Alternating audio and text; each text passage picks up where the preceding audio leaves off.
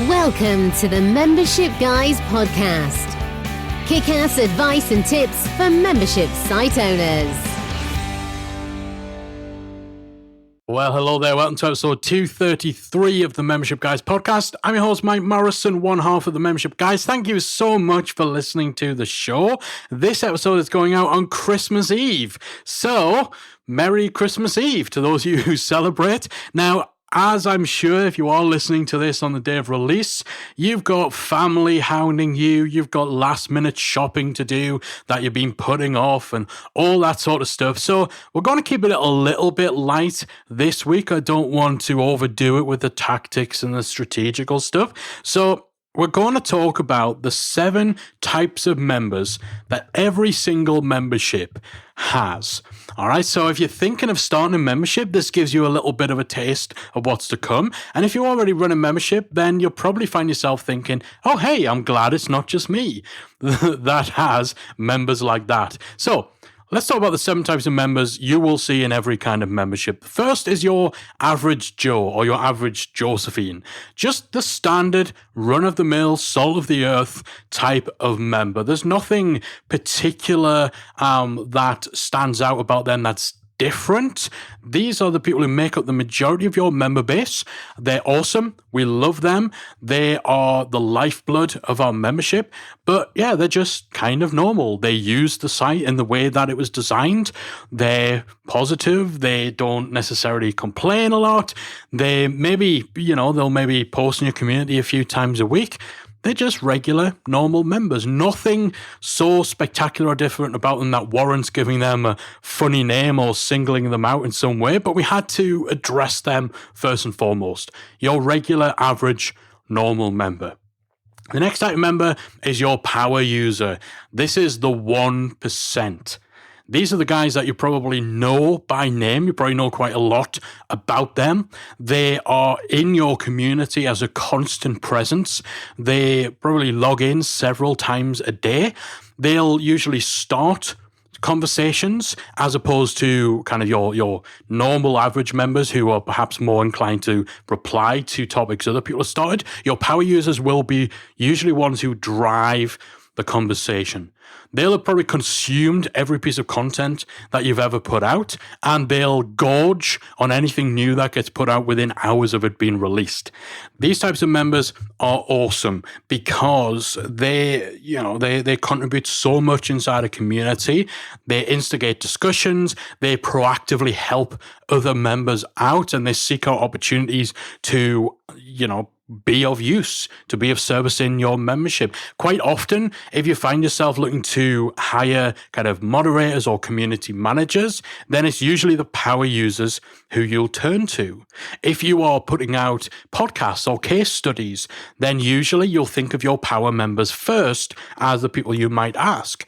Generally, these will be the people who are first to come through with a testimonial or something like that. So these, like I said, they're the 1%. We'd kind of love it if every single member was like that, but at the same time, we probably wouldn't, because it would probably be a little bit crazy, a little bit chaotic if every single member was starting a new post several times a day and all that sort of stuff. Power users are awesome. And I bet money that you probably already have some names in your head right now of who your power users are. The opposite of the power users are the lurkers. I hate that word. I hate the word lurkers because it suggests something negative, but there will be a large percentage of your member base who you never hear from. You never see them posting in your community, yet they are there. They log in regularly, they consume content, they'll read what other people are talking about, and they'll extract a lot of value from observing, but they never participate. These people actually make up quite a large proportion of average member bases. And the reason I don't like the term lurkers is because it's a negative term where actually these guys are great because they're still getting value. They just get value in a way that suits them better. I've actually seen it suggested that instead of using the term lurker, we should refer to them as active readers. I'm not sure whether that's the right term to be using. It's a little bit lame, but it's definitely more positive than lurker. So you have lurkers within your community, those names that you will see in the little box in your forum software, perhaps, that tells you who's online. You'll maybe recognize some of the names that pop up there, but you can't ever recollect the time where they replied to something, started a post, even contacted you for support. Maybe they come along to your Q&A sessions, your live training sessions, but they never ask any questions. Like, these guys are still getting a lot of value from your membership. They might be subscribed for years and years. We've got members in Membership Academy who are like that. They've been members for 4 years, but we never hear from them. And actually, when we've reached out to them to make sure everything's okay, they're perfectly happy doing things the way they prefer to do things. In fact, I'm more typically a lurker in other communities that I'm in. I would think that I'm actually quite an active member in those different communities because I'll log in frequently, I'll read conversations frequently, but I'll go months and months and months, and in some communities, I've literally never posted within that community, and yet I would consider myself active in terms of how engaged I am, but I'm a lurker from the perspective of the person running the membership because they never, ever hear from me. So that's the third type of member that every single membership has, the lurkers. So the next type of member are ghosts. So these are people who were power users, but then almost overnight, they disappeared. They became lurkers. So they're still subscribed, they're still paying you, and if you look into their activity, they're still getting emails, opening them, logging in and stuff. But they just almost turned on a dime in terms of the way in which they engaged with your community. Some memberships will see this more than others, or maybe you've just not kind of spotted them. But there's always those people where it seemed like for the first few months, or even as long as, 6 months, 12 months, whatever in a membership, these people were frequent fixtures within your community, and then they just vanished almost instantaneously. Now, sometimes it's because something happened in their life that has taken precedence, but it's always noticeable when you have that drastic a change in the way that someone is actually showing up and engaging with your membership, especially when they continue to pay you. You will every now and then have someone who's a power user who then just has to cancel. That's a different situation. But someone who goes from being a power user who is there all throughout the day, every day, and then suddenly, poof, they're gone. They're ghosts. So yeah, you're going to find these guys. Next type of member is the hit and runner. Oh, the hit and runners. These are the people that so many membership owners are scared of. They're worried about. The people who will join your membership, they'll consume everything almost in a rush. They'll consume all of your content within the first few weeks or in just the first month of their membership, and then they're gone. They'll download everything, and then they go. Their modus operandi is to squeeze the absolute maximum amount of value out of that one single first month so they don't have to pay for a second month or a third month or whatever. So they take what they can, and I don't mean they're not stealing your content or have nefarious purposes. They just are in such a rush, and their top priority is in learning absolutely everything that is possible to learn and consuming absolutely everything that's possible to consume before their first month of access runs out. Sometimes it's because they just don't have the financial means to continue being a subscriber. Sometimes it's just because they don't recognize the value in staying subscribed. They're only focused on the content, on the volume of stuff, as opposed to the true value that you get in a membership, which can come from becoming part of the community and this, that, and the other. These hit and run members can be frustrating because obviously memberships thrive on people paying you month after month, year after year. And while, of course, we don't necessarily lose anything if someone decides to be a hit and run member, we also know that they're not going to get results. They're not going to get value. And, maybe that reflects on the way in which they communicate about the membership. Well, hey, I joined the membership. I watched all of their stuff and I'm still no further forward. Well, yeah, that's because, you were shotgunning 5 hours worth of courses every single day and not taking any action because you were only concerned with getting through everything in that first month. You do get the hit and run members who come in and try and just download absolutely everything. If you do have a membership where your material is downloadable, they will just download everything on their hard drive, and then the idea will be they can cancel their membership and then just consume it at their leisure. 99% of the time, they'll never open any of the stuff they downloaded ever again, because they do this with like a whole bunch of memberships and a whole bunch of courses. And of course, they never get time to actually do it. But yeah, these guys can be frustrating. They're not the type of members that we want to attract. Fortunately, they are the minority. So that's definitely not something that you should fear as a membership owner. Certainly not something that you should allow to dictate strategic or tactical choices in how you set up your membership. But yeah, they are frustrating. So that's our fifth type of member. The sixth, sort of similar, not totally, but in the same kind of vein. These are your frequent flyers. So these are the people who join for a month and then cancel. And then 6 months later, they join for another month and then they cancel. And then 6 months later, they're back for another month and then they cancel. So rather than joining and sticking with it and, getting into or building some momentum, getting into a good routine and habit of engaging with the community and this, that, and the other, they just keep coming and going and coming and going, starting and stopping. And they never really get anywhere because they don't give themselves the time or get themselves enough into the process of consuming and implementing and all that sort of stuff. They don't give themselves that. It's just stop, start. And sometimes what they will actually do is they essentially become a habitual hit and run member. So they come for a month, they consume everything that's been released in between the time they were last year and the time now. And then they go for 6 months and they come back and they consume that 6 months worth of content. And the pattern just goes on and on and on. We see these ourselves within our own membership. We see these in a bunch of other memberships as well. And so many times it gets a little frustrating for us, mainly because a lot of time these guys come back, they're telling you that they're back because they haven't really been able to get started. They haven't really been able to see the changes they were hoping for. And now they're back to give it another go. It would be so much better if they just waited until the time was right, or if they just decided to make a commitment.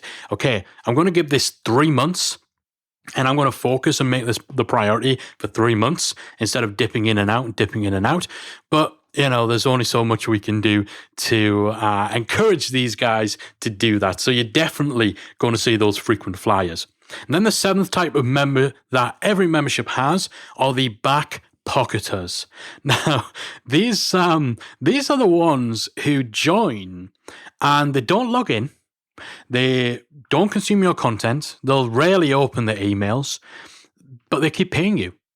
And if you reach out to them, if you're on top of your engagement management and your membership, and you reach out to them and kind of say, hey, we noticed you joined, but you never actually logged in. You never went through the onboarding. You never consume any of the content. Just to remind you, you are still paying us. Like, you'll hear back from them. Yeah, that's fine. I'm happy continuing to pay. And it makes no sense, right? Initially, because you think, why would you pay $50 a month and then not use what you're paying for and quite happily continue doing that for years? But what these types of members are doing is they are keeping you in their back pocket. This is why we call them back pocketers. They are essentially paying for your membership as an insurance policy, so that the one time they need an answer to a question, they need a resource, they've got you already. They don't have to go through the rigmarole of researching and signing up for something. They know that when the time comes, they can just come into your community, ask a question, get what they need, and they've saved themselves the time and the hassle and the trial and error of getting that solution through another means. And saving on that hassle and saving that time for them makes paying you month after month, year after year, worthwhile. It's like insurance. They pay it because it means they know that they are covered when they need it. Now, these members, again, they're generally within the minority, and it may actually sound like quite a good thing, right? It may sound like, yeah, I want more of these back pocket members, because then I don't really have to worry about whether I'm giving them enough to keep them engaged, keep them paying. I just have to make sure like I'm available or the community is there when they're ready. You don't want all of your member base to have this mindset, because then obviously your community will be a ghost town and all that sort of stuff. But, it's funny having that little proportion of your member base who literally are happy to just keep paying you just so they have a shortcut basically to what they need on the rare occasion that they may need it. Again, we always kind of laugh when someone tells us that's the way in which they use the academy, but when you start to talk to them about their situation, their needs and all that sort of stuff, for those guys, the convenience is worth it. They're not looking at things in terms of cost. They're looking at essentially the quality of life, if you want to call it, if you want to put that label on it, is the quality of life enhancement and the simplicity and the convenience that comes from knowing if something goes wrong in this area, if I need advice in this area, if I'm having an issue here, I know exactly where to go and I can get a resolution, I can get a suggestion, I can get some input without having to waste time researching or take my chances on an unproven solution. So those are 7 types of members every membership site is going to have. I'm sure that you probably are sitting there thinking, yeah, okay, well, I know who my ghosts are. I know who my frequent flyers are. Oh yeah, back pocketer. That's what you would call, this person. So hopefully this has been a fun episode for you. If you are starting a membership site, this gives you an idea of what's to come, because I think sometimes we start a membership site expecting that everybody will be a power user, or maybe we get a little bit worried about offering a free trial because we think that every member is going to be a hit and runner. So this is all to say that most memberships are a nice blend of all these types of members, and there's a whole bunch of other different member characteristics and labels that I'm sure we could put on them, but we'd be here all day if we did that. Anyway, as we said, I want to keep this episode a little bit light in terms of, sometimes we go a bit heavier on the tactic type stuff because it's the holiday season after all.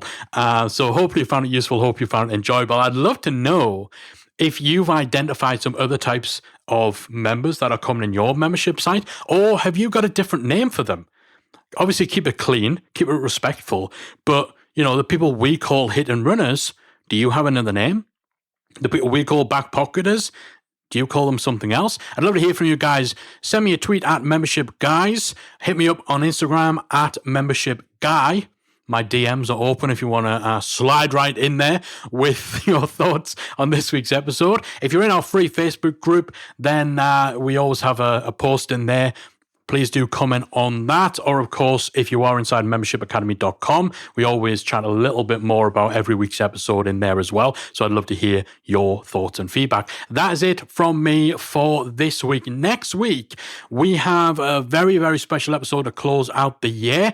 For our long-term listeners, you will know every single year since we started this thing, on the last episode of the year, we always look back at the 10 most popular podcast episodes of the preceding year. The timing for this one is fantastic because next week, when next week's episode goes out, it will be New Year's Eve. So we get to have that real conclusion to the year for those of you who maybe don't have a party to go to, or you do have a party to go to, you just really don't want to go there, then come hang out with me on New Year's Eve as we look back at the 10 most popular episodes of the Membership Guys podcast. It's a thrilling way to end the year, I say with my tongue firmly in cheek. But until then, I am out of here. Hope you enjoyed today's episode. I'll be back again next week to look back on the top episodes from 2019. Until then, take care. If you enjoyed this week's episode of the Membership Guys podcast, we invite you to check out membershipacademy.com. The Membership Academy is the essential resource for anyone at any stage of starting, growing, and running a membership website. Whether you're still trying to figure out what your idea is going to be, or whether your website is already up and running and you're just looking for ways to grow it and attract new members, then the Membership Academy can help you to get to the next level.